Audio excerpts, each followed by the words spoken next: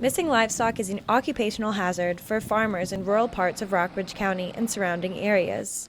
The two possible culprits: thieves trying to make fast money or coyotes looking for their prey. Larry Swisher, a livestock farmer from Fairfield, lost 17 yearling goats last year. It was a $3,000 loss. I just called the sheriff's department and told them that I was missing some gates, and because of being just the yearling gates and nothing else, I just felt like somebody been in there and loaded them up. Logan Grant and his family raise cattle on 10 different farms in the area. Twice he remembers his family lost cattle. We've had 4 heifers stolen at one time about 3 years ago. Never did recover them. And we leased this farm, and we've had cattle here not even a year, I would say. And we've had a bull stolen, a purebred Angus bull, and then one of the heifers too. And last September, Logan's 14-year-old sister lost her pet pygmy goat, Sophie. So we looked in the fields all around us and everywhere and called all our neighbors.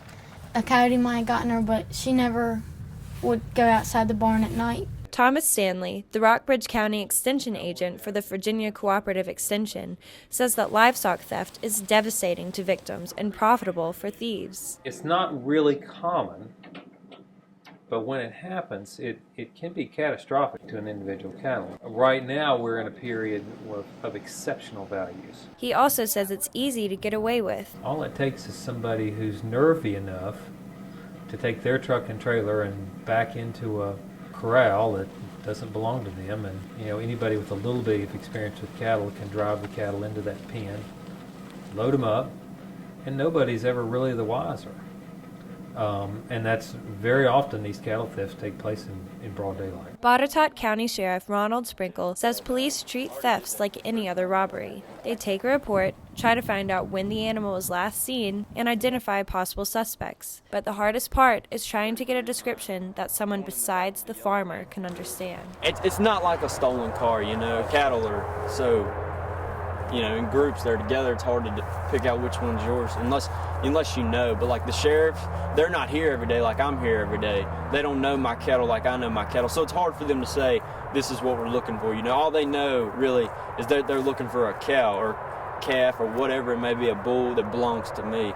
And once livestock are stolen, thieves can bring them to a sale barn auction and turn a quick profit. In Virginia, sellers don't need to prove that the animal is actually theirs. When you're dealing with the stock markets, it's nothing to see one of these heifers go through. You can see there's a black heifer, there's a black heifer, there's a black heifer. And if one of these heifers were to get stolen and sent through the stock market, it's nothing really that rare. Swisher is certain that his goats were either stolen and sold at one of these auctions or ended up on the thief's dinner table. But when I told the sheriff's department about it, their first thing was that, well, coyotes got them. They might get one gate, and take it off, but they're not going to come in and get 17 gates just all at once. And there was no sign of a coyote attack when Izzy's pet goat disappeared. Izzy is still upset that Sophie's gone. Some people like to eat goats, so maybe they thought she looked a little tasty. Or maybe they wanted to take her and sell her and try to make some money off of her. Or maybe they had another son or little daughter that wanted her or thought that that'd be a great present or pet for them. For the preliminary hearing, I'm Henley Badcock.